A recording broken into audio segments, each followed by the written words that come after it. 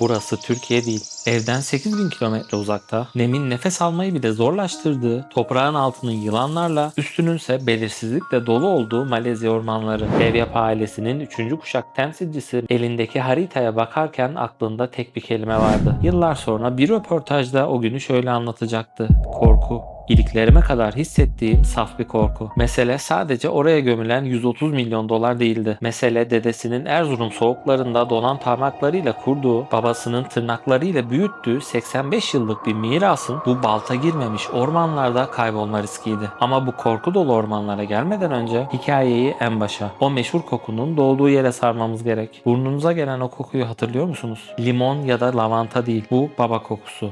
Arko. Bu videoda Amerikan devlerine karşı masaya vurulan yumruklar ve Malezya'nın balta girmemiş ormanlarında yaşanan 130 milyon dolarlık bir korkunun hikayesi var. Kafanızın karıştığının farkındayım ama sonuna kadar izlediğinizde her şey berraklaşacak. Hazırsanız başlıyoruz. Last Story Bender'a hoş geldiniz.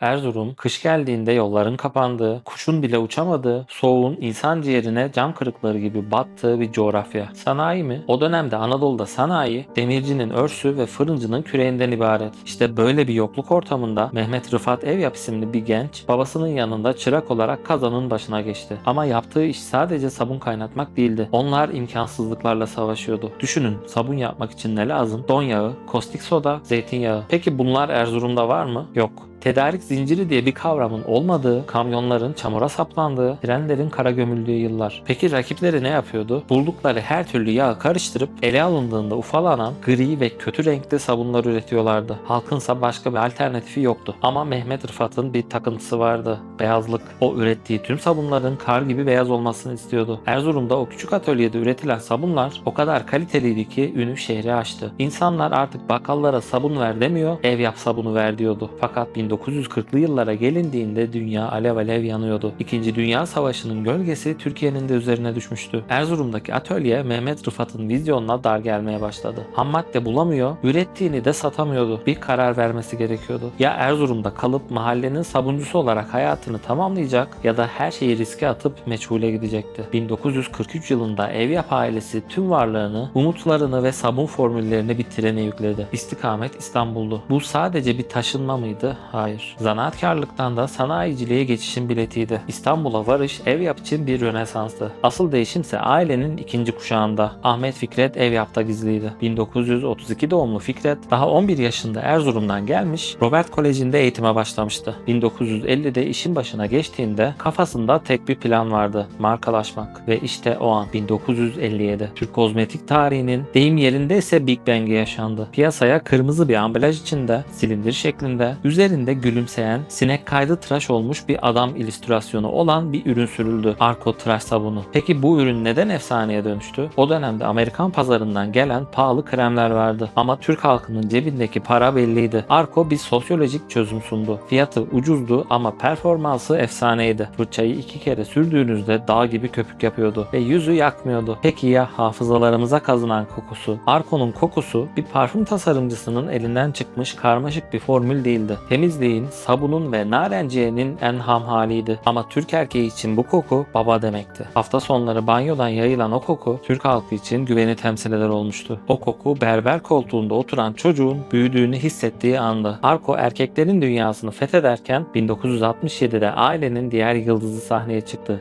Duru. Arko ne kadar babalarınsa Duru da annelerin, evin ve banyonun markasıydı. Evyap kendi içinde Arko takımı ve Duru takımı olarak ikiye bölünerek piyasadaki rakiplerine nefes aldırmadı. 1975'e gelindiğinde Fikret Evyap o dönem dağların başı, kurtların ini denilen Ayazağa'da bir fabrika kurdu. Her şey mükemmel gidiyordu, kasalar doluyordu. Türkiye adeta Evyap'la yıkanıyordu. Ama kimse 90'ların başında ufukta beliren o devasa fırtınayı tahmin edemezdi. 1990'larda ekonomi dışa açılmış, gümrük duvarları sulara inmişti. Bu yerli sanayici için şu anlama geliyordu: okyanusun köpek balıkları akvaryuma giriyor. Birçok yabancı marka ceplerinde milyon dolarlık pazarlama bütçeleri, arkalarında Hollywood reklamları ve Ar-Ge ordularıyla Türkiye'ye çıkarma yaptılar. Hedefleri basitti: pazar liderlerini satın alıp kendi markalarını satacaklardı. Peki o dönemde Türkiye'de en yağlı hedef kimdi? Tabii ki Evyap. O günlerde ekonomi kulislerinde konuşulanlara ve basına yansıyan iddialara göre küresel devlerin temsilcileri Evyap'ın kapısını çaldı. Masaya koydukları teklifler reddedilemeyecek türdendi. Alın size milyonlarca dolar, satın ve kurtulun dediler. Teknoloji ve bütçeleriyle de rekabet edilebilecek gibi değildi. Peki sahipleri Evyap'ı satıp nesiller boyu sürecek, torunlarının torunlarına yetecek bir servetle güney sahillerine mi yerleşeceklerdi? Cevapları kısa, net ve sertti: hayır. Ama Evyap sadece hayır demekle kalmadı. Savunma hattı kurmak yerine taarruza geçtiler. Gittiler, o kendilerini satın almaya çalışan devlerden birine ait büyük bir markayı satın aldılar. Daha önceki videolarımızda anlattığımız Hacı Şakir markası tam da bu dönemde bu büyük devlere satılmıştı. Eğer Hacı Şakir'in de hikayesini merak ediyorsanız videonun sonundaki bağlantıya tıklayabilirsiniz. Ama bu videonun esas heyecanlı yeri şimdi başlıyor. Devlere kafa tutulan bu dönemde başka bir çılgınlık daha yaptı Evyap. Kuzeyde Sovyetler Birliği dağılmış, ortalık yangın yeri olmuştu. Mafya sokaklarda ve ekonomi çökmüş durumdaydı. Batılı şirketler orası riskli deyip kaçarken Evyap gemileri ve tırları doldurup Rusya'ya yöneldi. Rus sabunları kaos içindeki Rus halkı için sadece bir temizlik ürünü değildi, para birimi gibiydi. Evyap'ın o gün aldığı bu büyük risk onları Rusya pazarının lideri yaptı. Videonun girişinde Malezya ile ilgili bir şeyler söylemiştik. Ama o konuya gelmeden önce çok önemli bir şey daha var. Böyle büyük şirketler dışarıdaki düşmanları yenseler bile imparatorlukları yıkan en büyük tehlike içten gelir.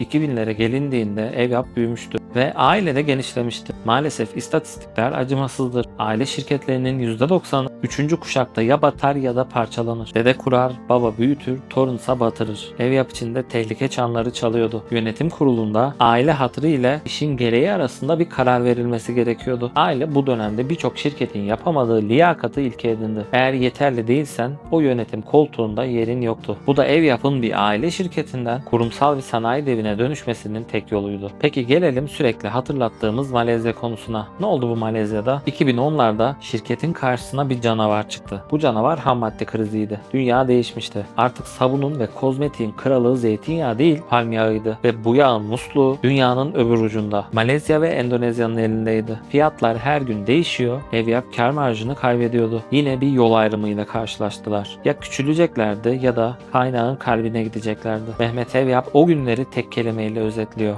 korku.